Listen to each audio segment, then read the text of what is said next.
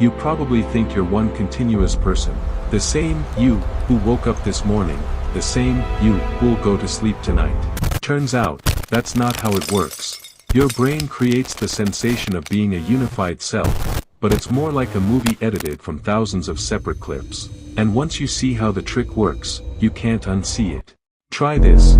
Close your eyes for 3 seconds. Did that feel seamless? Like you were the same person before and after?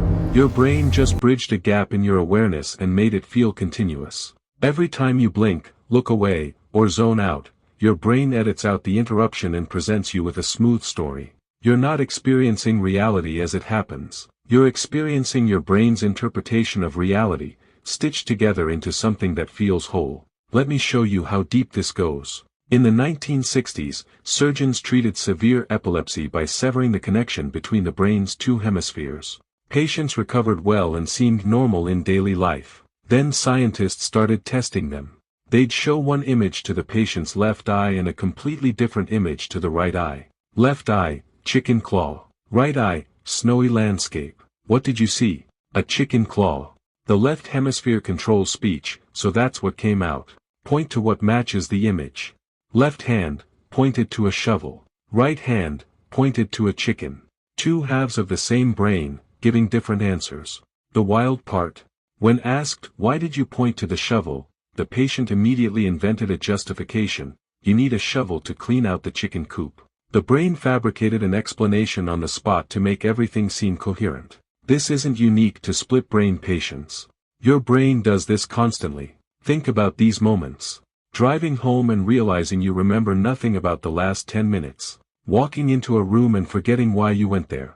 Telling yourself not to eat something while your hand is already reaching for it. Different brain systems competing for control. One part of your brain handles automatic processes, walking, routine tasks, habits. This system is ancient, fast, and runs without your conscious input. Another part narrates your experience, makes plans, and creates the feeling of being you.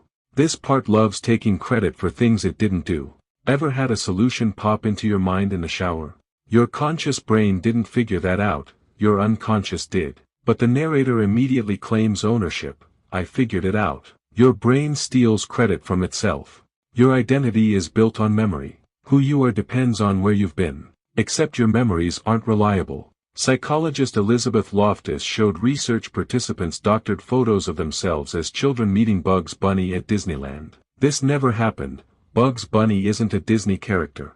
About 1/3 of participants remembered the event. They described details, emotions, even what Bugs Bunny's costume felt like. Your brain doesn't record memories like video files.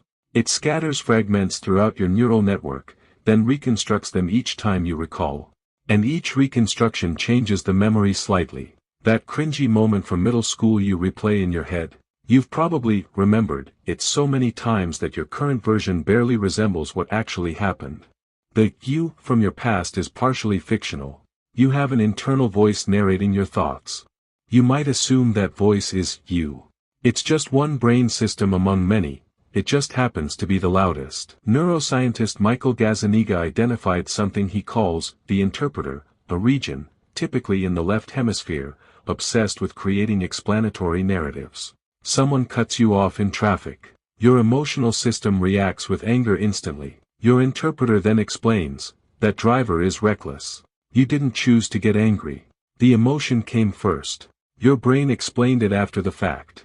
The interpreter functions like a press secretary, constantly spinning explanations for decisions made by other parts of your brain. So if the unified self is an illusion, why does your brain work so hard to maintain it? Imagine experiencing yourself as a collection of competing subsystems. You couldn't maintain relationships, make long-term plans, or learn from experience. The illusion of unity lets you function socially. Others need a consistent you to interact with. Plan for the future, even though future you is technically different. Build identity and meaning. Operate in complex social environments. It's not a flaw, it's a feature. Just one you weren't aware of. Think of a computer interface. You see icons, windows, a desktop background. Underneath runs millions of lines of code you never see. The interface isn't real in one sense, but it's useful. Your unified self is your brain's user interface. If you are an illusion, what's experiencing the illusion? This is the hard problem of consciousness. Nobody has solved it. Maybe consciousness is what information processing feels like from the inside. Maybe it's the subjective experience of multiple brain systems coordinating. Maybe the question doesn't make sense, like asking what the color blue sounds like. What we can say: you're not a thing. You're a process. Not a noun, but a verb. You're continuously happening, a temporary pattern of neural activity that has subjective experience.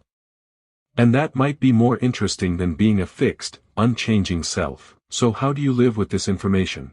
When you think, "I don't know why I did that," you're correct. You're not a single rational agent making optimal choices. You're multiple brain systems that usually cooperate but sometimes conflict. Your brain constantly generates explanations and justifications. Many of them are post hoc rationalizations. Be skeptical, especially of narratives that make you feel superior. The unified self might be an illusion, but it's the most complex, remarkable illusion in the known universe. You're a story the cosmos is telling itself. And for this brief window, you get to experience it. The unified self is your brain's most convincing illusion. You now know the trick, but it keeps working anyway. Tomorrow morning, you'll still feel like you. That's actually the remarkable part. If this interested you, subscribe for more explorations into how your mind works. Question for the comments: when you make a decision, do you feel like you're consciously choosing, or just watching yourself choose? See you next time.